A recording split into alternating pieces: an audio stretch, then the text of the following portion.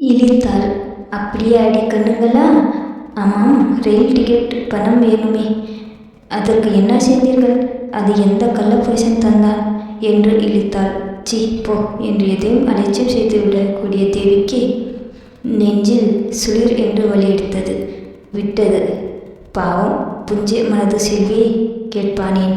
ஐயோ அத்தை, அப்படியெல்லாம் பேசாதீர்கள் என்று கதறிய செல்வி அப்படியே மயக்கம் அடைந்து விழுந்து விட்டாள்.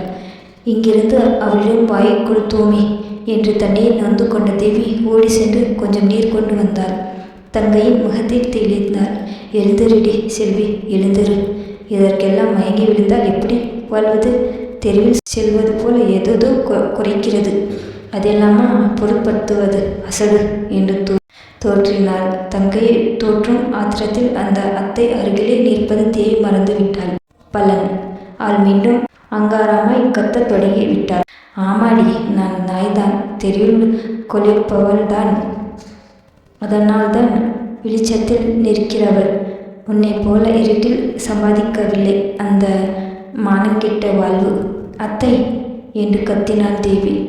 என் கால் தூசியை மிதித்தவளுக்கு கூட அந்த மானம் கெட்ட வாழ்வு வாழத் தோன்றாது. அது மட்டுமல்ல, உயிருக்கு மேலாக நான் நினைக்கிற மானம், என் தங்கையின் மானம் கெட்டுவிடக்கூடாது என்றுதான் இங்கிருந்து வெளியேறுகிறோம், தெரிந்து கொள்ளுங்கள் என்று சொல்லிவிட்டு செல்வியிடம் திரும்பினாள். வா செல்வி, போய்விடுவோம். இனிமேலும் தாமதிக்க வேண்டாம்.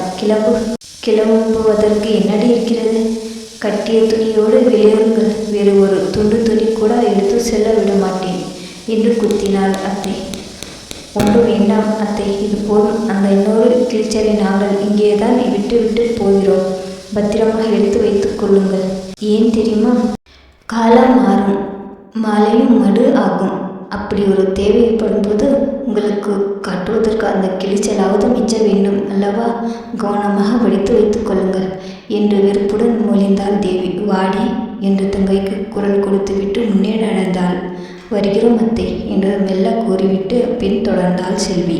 வர மாட்டீர்கள், உருப்படாமல் ஒழித்து போவீர்கள் என்று மனதாக ஆசீர்வாதம் செய்தாள் அத்தை. கெட்டு சீரழிந்து போவீர்கள் என்று சாபமிட்டாள். இதுவரை சீரழிந்து கிடந்தது உண்மை, ஆனால் இனி வாழ்வோம். நீங்களும் அதை பார்த்து வயிறு எரியுங்கள். திரும்பி பதில் கொடுத்துவிட்டு திரும்பி பாராமல் நடந்தாள் தேவி. இருவரும் முதலில் டவுன் ஹால் ரோட்டுக்கு சென்றார்கள். அங்கே மலிவான 2 சேலைகளை வாங்கினாள் தேவி. அவள் எழுதியது போல சேலை வாங்குகிறோமே என்று ஒரு கணம் மனம் சங்கடப்பட்டது. அவன் பணத்தை தான் திருப்பி தந்துவிடப் போகிறேனே என்று மனதை சமாதானப்படுத்தி கொண்டாள். கடையில் இருந்து ஒரு நேரே ரயில் நிலையம் வந்தார்கள்.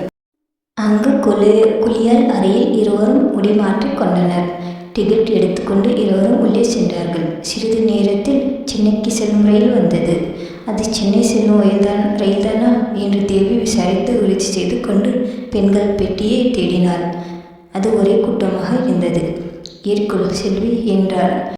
தங்கையின் பின்னாலேயே தேவியும் ரயிலில் ஏறிக்கொண்டார். சென்னைக்கு போன பிறகு அவர்களின் வாழ்க்கை எப்படியெல்லாம் மாறுகின்றன என்று கதையில் வருகின்றது. எல்லா கதையும் தொடர்ந்து பாருங்கள் கடைசி வரைக்கும். கதை முடிந்தது.